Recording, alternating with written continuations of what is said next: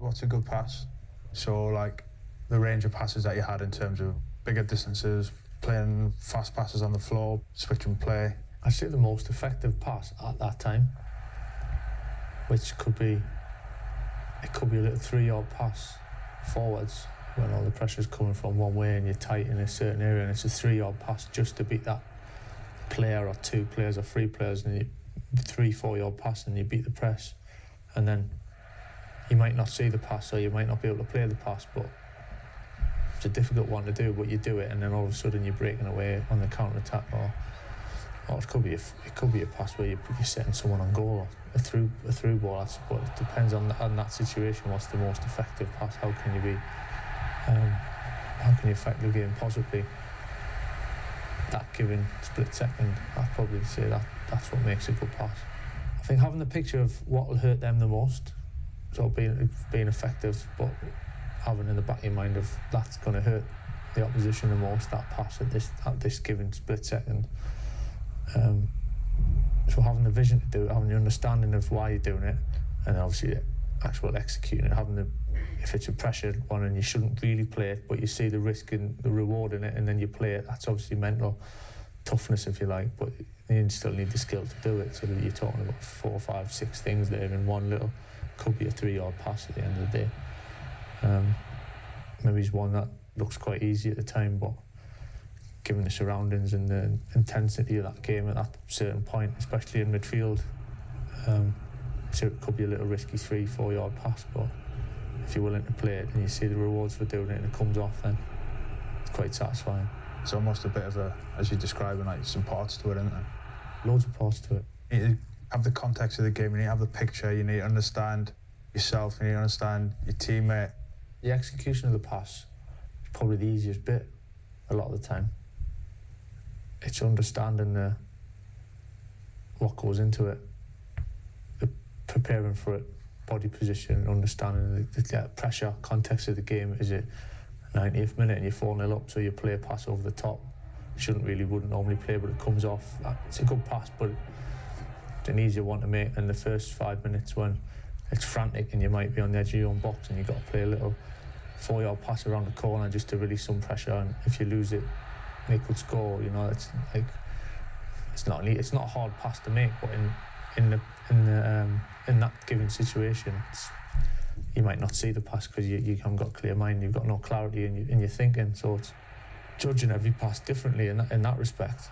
But probably the execution. If you said to someone, "There's the ball there, and you've got to make that pass," anyone who can kind of play football could probably make that pass, but it's at that given time, pulling it off, seeing it, understanding why you're doing it and pulling it off is the special ingredients probably to actually the execution of it.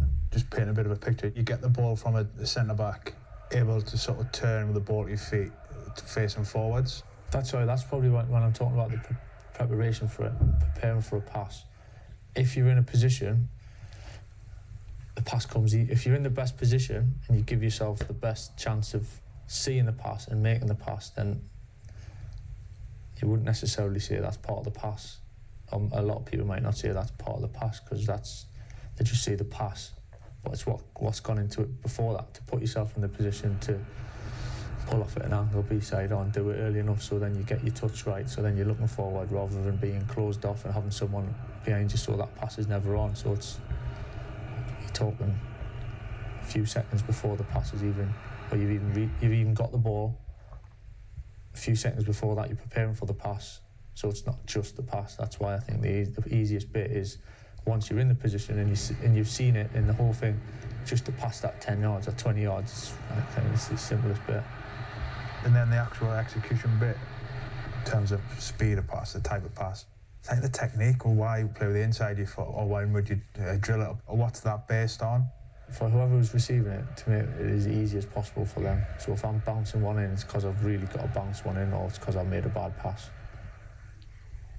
And I'd realise that if I made a bad pass, that I shouldn't have bounced that, or sometimes you're just really smashing it into the front and it's a risk pass and you know you've got to do it and it might bounce up, but it gets there and you kind of think, oh, I'll take that one. But if it's a it's call it pass appreciation, don't, but do you really appreciate that pass, what it's doing, the pace of it, no bounces? Ultimately, if you're passing it to someone, you're passing it to them for them to do something with it instantly.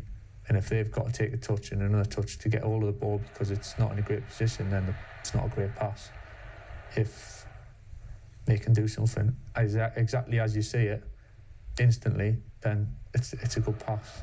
And you're sometimes passing it in a way on an angle because you know the next pass what it should be. So you're dictating to the first teammate to pass to the second teammate because you've seen that picture already. So the weight and the angle and the kind of pass that you're giving takes control of the next bit as well. It's not just finished once it's got to your foot or once it's touched your teammate. It's a great pass if the next part is then how you see it in your head.